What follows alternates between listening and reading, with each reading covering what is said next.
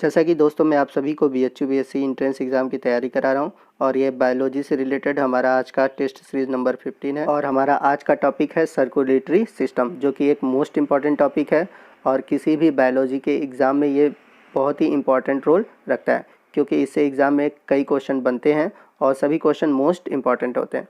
तो आज के वीडियो को आप ध्यान से देखिएगा, हर टॉपिक को अच्छे से समझते चलिएगा। तो आइए वीडियो को स्टार्ट करते हैं। तो बढ़ते हैं अपने पहले क्वेश्चन की ओर। पहला क्वेश्चन है which type of fluid is present between the tissues. तो आपको बताना है कि ऊतकों के बीच में किस प्रकार का तरल पदार्थ भरा होता है। तो आपका राइट ऑप्शन है ऑप्शन डी, इंटरस्टिशियल फ्लूइड। चलते हैं अगले क्वेश्चन की ओर। क्वेश्चन नंबर 2 है विच of the following animals has open type of circulatory system. तो आपको बताना है कि निम्न में से कौन सा ऐसा जंतु है जिसमें कि खुले प्रकार का परिसंचरण तंत्र पाया जाता है। तो यहाँ पर आपका राइट ऑप्शन है ऑप्शन बी, कॉकरोच। बढ़ते हैं अगले क्वेश्चन की ओर। क्वेश्चन नंबर 3 है mitral valve is mammals guards the opening between.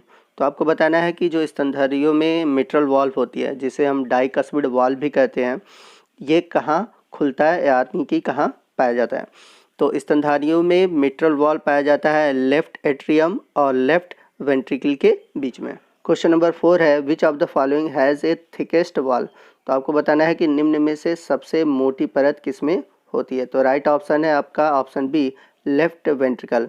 तो जो हमारा बायां निलय होता है वहाँ पर सबसे अधिक प्रेशर होता है, इस वजह से वहाँ पर सबसे मोटी परत पाई जाती है। क्वेश्चन नंबर 5 है the pacemaker of heart is. तो आपको बताना है हृदय का पेसमेकर किसे कहते हैं। तो ये सिंपल सा क्वेश्चन है, सभी लोग लगभग इसका आंसर जानते हैं। तो राइट ऑप्शन है ऑप्शन ए, ऐसे नोड यानी कि साइनो ऑरिकुलर नोड।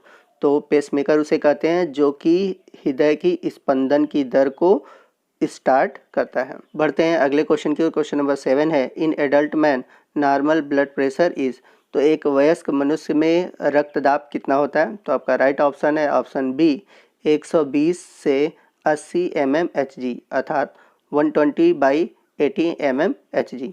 बढ़ते हैं अगले क्वेश्चन की ओर। क्वेश्चन नंबर 7 है the instrument by which BP of man is determined. तो आपको बताना है कि कौन से उपकरण के द्वारा मनुष्य का बीपी अर्थात ब्लड प्रेशर मापा जाता है। तो राइट ऑप्शन है ऑप्शन डी, स्फिग्मोमैनोमीटर। बढ़ते हैं अगले क्वेश्चन की ओर। क्वेश्चन नंबर 8 है serum is different from plasma as it lacks. तो आपको बताना है कि जो सीरम होता है प्लाज्मा से किस प्रकार से अलग है और इसमें क्या अनुपस्थित होता है। तो राइट ऑप्शन है आपका ऑप्शन ए, क्लॉटिंग फैक्टर। तो जो सीरम होता है उसमें रक्त जमाने वाले क्लॉटिंग फैक्टर नहीं पाए जाते और इस प्रकार ये प्लाज्मा से डिफर होता है।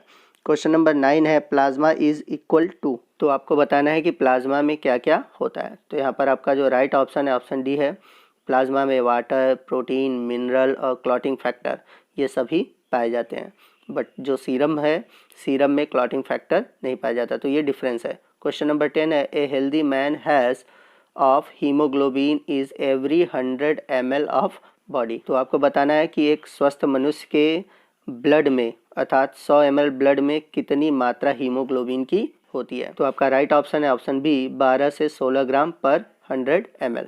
बढ़ते हैं अगले क्वेश्चन की। क्वेश्चन नंबर 11 है which cell secrete histamine, serotonin and heparin. तो आपको बताना है कि इसमें से कौन सी कोशिकाएं हैं जो कि हिस्टामिन, सेरोटोनिन और हिपेरिन का स्रावण करती है। तो राइट ऑप्शन है आपका ऑप्शन ए, बेसोफिल्स।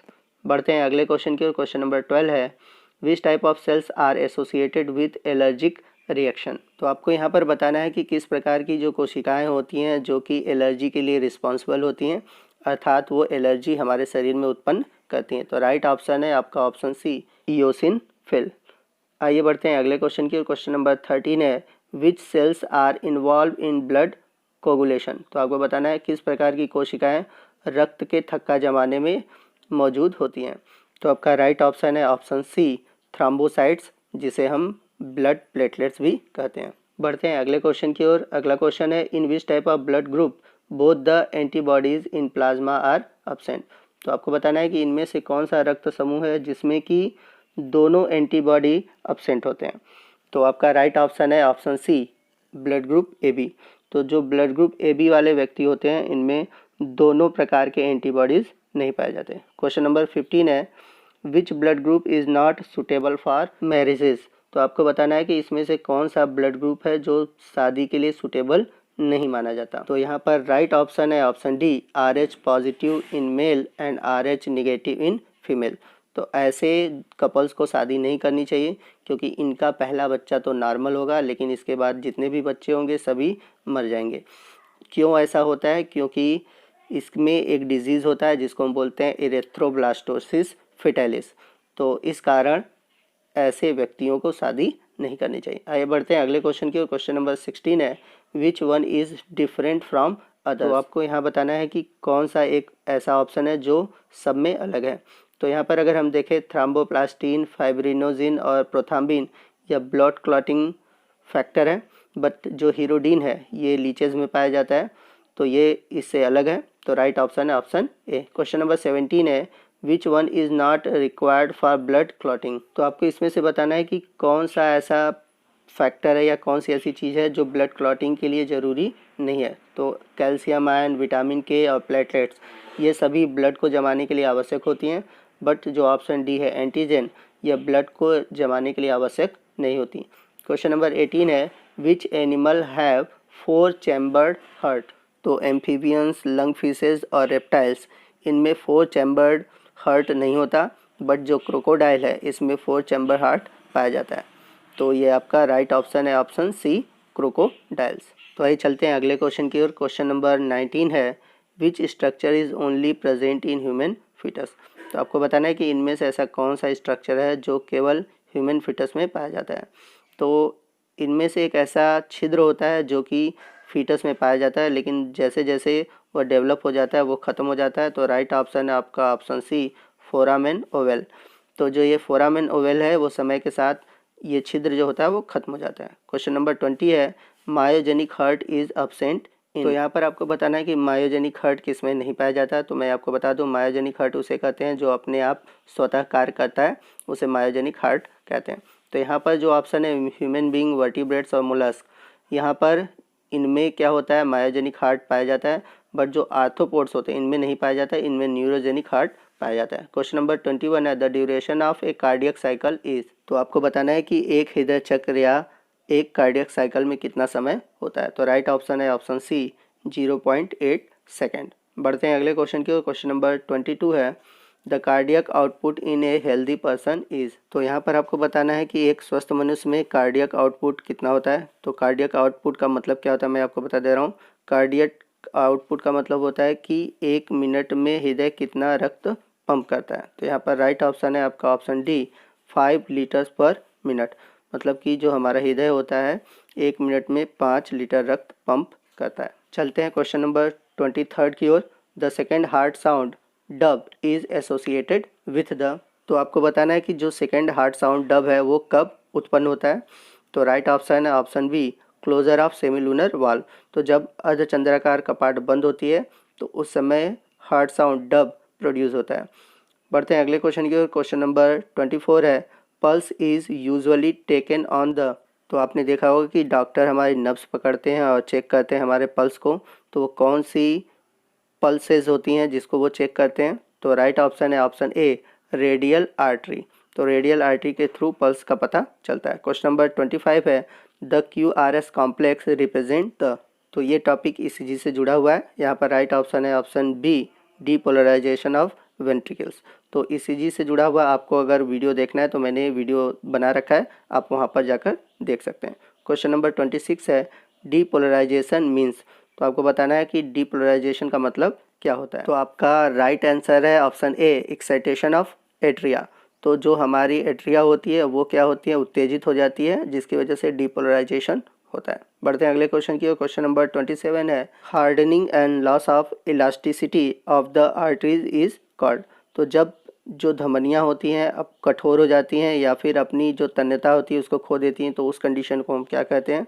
तो आपका राइट ऑप्शन है ऑप्शन सी, आर्ट्रियोस्क्लेरोसिस। बढ़ते हैं अगले क्वेश्चन की ओर। क्वेश्चन नंबर 28 है, myocardial infarction is also known as. तो यहाँ पर एक डिजीज़ दिया हुआ है मायोकार्डियल इन्फ्रैक्शन, आपको बताना है इसे और किस नाम से जाना जाता है। तो आपका राइट ऑप्शन है ऑप्शन बी, हार्ट अटैक। चलते हैं अपने अगले क्वेश्चन की ओर। क्वेश्चन नंबर 29 है, which type of cell are not categorise under granulocytes. तो यहाँ पर जो आपका राइट ऑप्शन है ऑप्शन डी लिम्फोसाइट्स, ये ग्रेनुलोसाइट नहीं है, ये ए ग्रेनुलोसाइट है। चलते हैं अगले क्वेश्चन की ओर। क्वेश्चन नंबर 30 है the largest corpuscles in the blood cell. तो आपको बताना है कि रक्त में सबसे बड़ी कोशिका कौन सी होती है। तो आपका राइट ऑप्शन है ऑप्शन सी मोनोसाइट्स।